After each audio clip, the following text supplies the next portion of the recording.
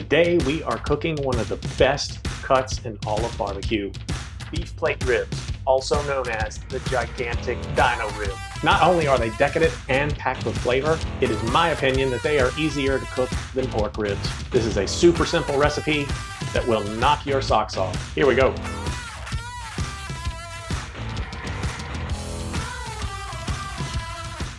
A true Texas beef rib is going to come from the plate ribs. This is a 3-bone rack, 1, 2, 3. You will also see sometimes in the store chuck ribs, which are typically 4 bones. But for an authentic Texas beef rib experience, you really need the 3-bone plate ribs. We're going to clean up just a little bit of this fat.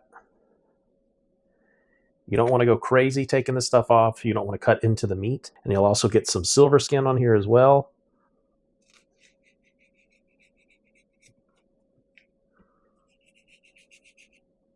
And that's about all the trimming we are going to do. For the rub, we're keeping it super simple. Standard brisket rub that I use. 2 parts black pepper to 1 part kosher salt to 1/4 part granulated garlic.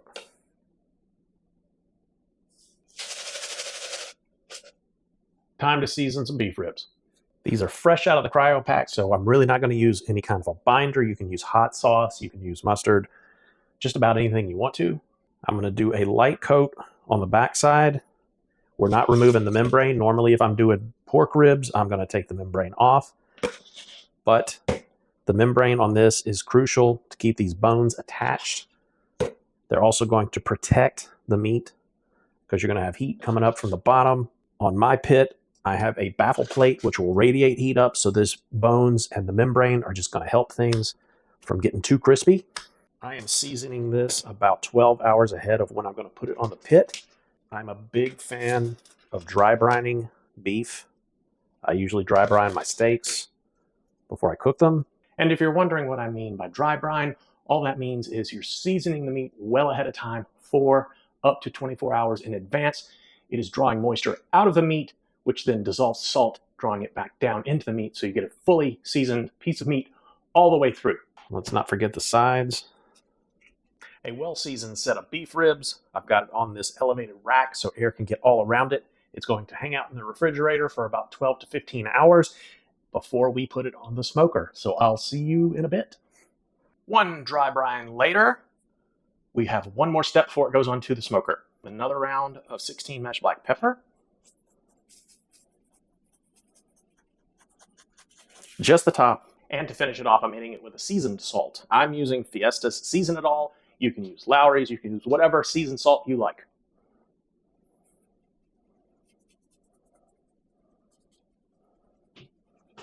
All seasoned up. We're going to let it sit here on the counter for about 20 minutes. Let that salt start to activate, and then it's on to the smoker. I'm running the pit temp today at 250 degrees, just going to maintain that temp for the entire length of the cook. I may bump it up to 275 right at the end. So we got it oriented with the bones facing the door and the back wall. We've got the meat facing the heat source. Since this is a reverse flow, there's a baffle plate down here, which is radiating heat up, but the heat comes underneath the baffle plate up and around.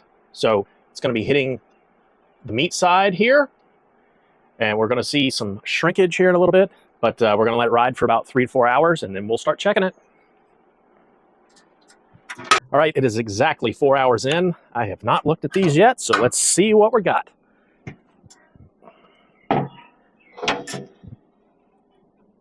Boom!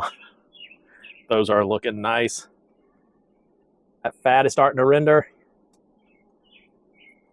Woo! Nice and pillowy. I know we're nowhere close to done, but I'm going to go ahead and check temps. Wow. Okay, these things are way far ahead of what I thought they would be. We're sitting in the 180s. All right, so just to finish them off, I'm going to go ahead and flip them around. Look at that juice.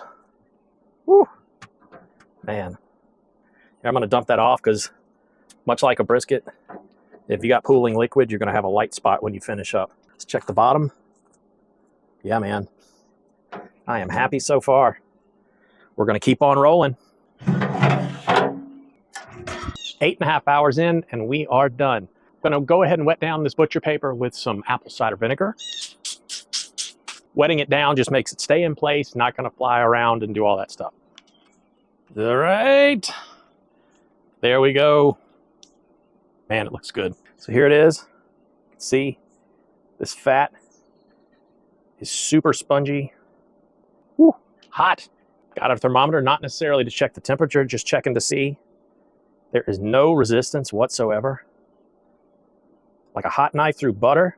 Oh yeah, man, this is gonna be excellent. No resistance at all. Kind of got a crunchy top to it. It stayed uncovered the entire time. Sometimes you can wrap this midway through, but I think I'm gonna wrap it for the hold. Got some tallow that I made a while back.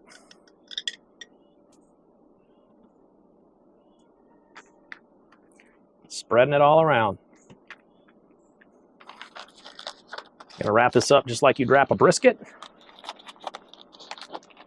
Woo, that's hot. There we go.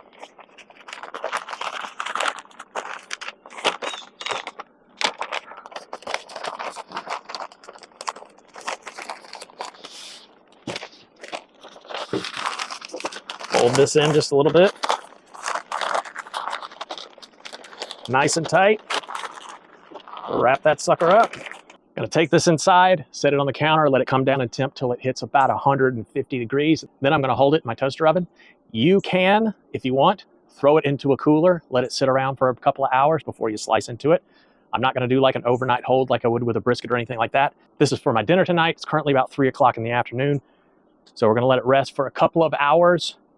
We're gonna do an hour on the counter, hour in the warm hold at 150 degrees, and then we're gonna slice into this and see what we got. All right, here we go. It's been a 2-hour rest.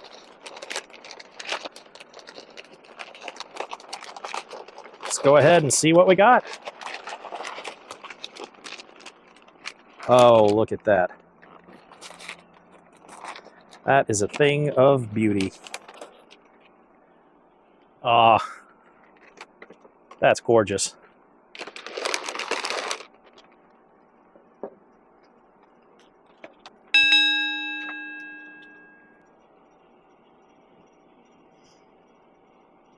All right, it's the moment of truth. Here we go.